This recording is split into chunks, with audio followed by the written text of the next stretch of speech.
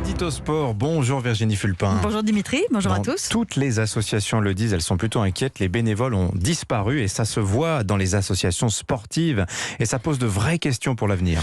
Il y a plus de 3 millions de bénévoles dans les clubs et associations sportives en France. Pardon de rappeler une évidence, mais sans eux, il n'y aurait pas de sport amateur. Les présidents, les trésoriers, les coachs, les arbitres, celles et ceux qui accompagnent les équipes, ils sont le socle de la pratique sportive dans tout le pays. Mais la crise sanitaire a engendré une véritable crise du bénévolat. Les clubs ont été à l'arrêt pendant des mois et de nombreux bénévoles ne sont pas revenus. Alors pour différentes raisons, leurs habitudes ont changé, ils ont opté pour de nouvelles activités et c'est parfois difficile de faire machine arrière. On se doutait dès le départ que cette crise aurait des conséquences plus profondes et à plus long terme que le simple arrêt des activités pendant le long mois. On a la confirmation aujourd'hui avec cette fuite des bénévoles.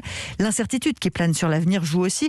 Regardez aujourd'hui, les clubs retiennent leur souffle à chaque conférence de presse du gouvernement sur la situation sanitaire afin de savoir à quelle sauce ils vont être mangés. Les bénévoles ont pris cette crise de plein fouet, ils n'ont plus forcément le courage de revivre ça. C'est difficile de leur donner tort, difficile de les faire revenir dans les mêmes conditions qu'avant aussi. Les bénévoles ne veulent plus forcément s'engager sur la durée, c'est ça qui a changé. Ouais, être bénévole dans une association sportive, c'est adhérer à un projet, s'investir sur le long terme. Et ça aussi, c'est quelque chose qui a changé dans le sport d'aujourd'hui, que ce soit pour les bénévoles ou les pratiquants. Ils ne veulent plus toujours s'inscrire dans la durée, effectivement, parce qu'on a bien du mal à savoir si une saison pourra aller à son terme, mais aussi parce que nos comportements ont évolué dans l'ensemble de la société.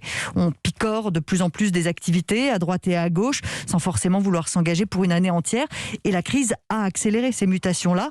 De nombreux bénévoles participent par exemple à l'organisation d'un tournoi sur tout un week-end. Ils sont présents ponctuellement, mais pour certains, ça s'arrête désormais là.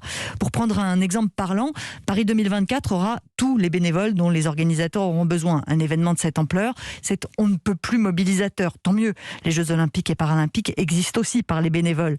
Mais les petits clubs, eux, ils vivent uniquement par les bénévoles. Alors est-ce que ces nouveaux comportements ne sont qu'une simple réplique de la crise sanitaire et qu'on retrouvera les bénévoles ensuite, ou est-ce que c'est un changement de fond?